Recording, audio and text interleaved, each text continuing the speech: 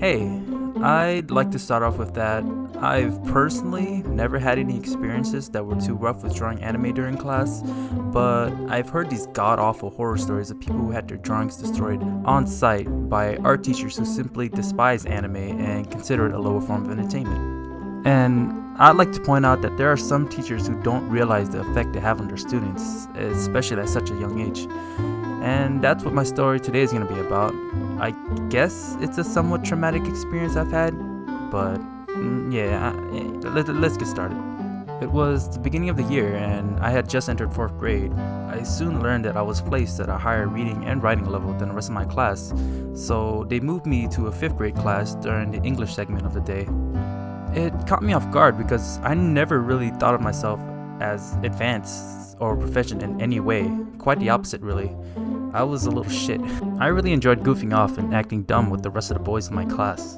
So it felt like a really drastic change being moved to a completely new environment. Remember how back in elementary school where anyone who's only a grade above you would treat you like they're so much mature than you are? Except when you get to high school and the difference between being a freshman and a junior is pretty noticeable.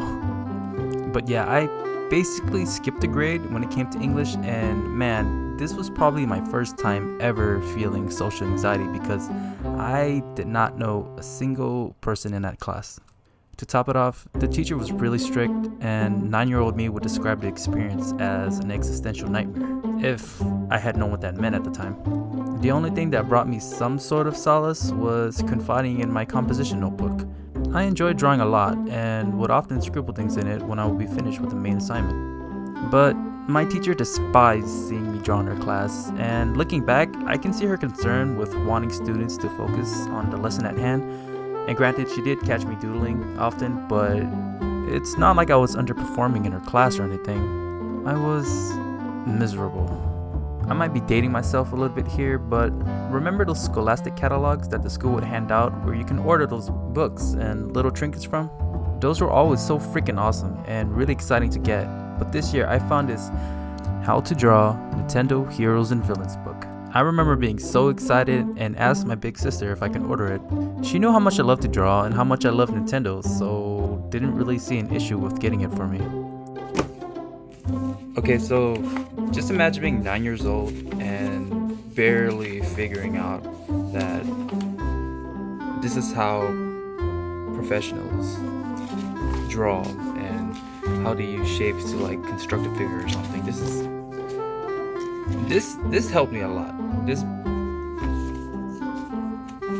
is it's just so good. Look at that, it's my boy. Oh my god. I waited a few weeks and it finally came in. Okay, so for you kids who don't understand why a drawing tutorial book is so cool to me, this was like 2003. YouTube wasn't out yet, and the option to click and find any drawing tutorial wasn't really an option. I was ecstatic. I can finally learn how to draw Donkey Kong. The day finally came and I saw the box of stuff on her desk. My teacher handed out the orders to everyone, but for some reason when it came to me, she said, "I need to speak to you after class." I noticed the seriousness in her tone, but just thought, shit, maybe she found a Beyblade that hit my backpack. Class ended and I approached her. She then pulls out my Nintendo book and says in a really demeaning tone, "How is this going to help you with your schoolwork? Stuff like this is not going to get you anywhere in life. You understand?" Bitch, I just want to draw Donkey Kong. I was completely caught off guard and just kind of nodded and walked away. I justified it as just her being a really strict teacher, but in retrospect, her saying that could have discouraged me from drawing ever again. Moral of the story, don't let anyone stop you from doing what you want to do. I wasn't really keen on listening to teachers in the first place, so what she said didn't really affect me at all. I just kept drawing and I don't think I've ever stopped since then. That wraps up my first video. For you longtime followers, I know this is not fully animated, and hopefully one day I can get there, but as of right now, I hope you like this kind of storyboarded frame by frame type of thing. One day I'll try to animate more stuff, but as of right now I don't really have the time or resources to do so. But yeah, I tried my best. I hope you like it. Let me know in the comments if you'd like to hear any more art related stories or just, related relatable stories in general. This was really fun. Like I had a lot of fun making this.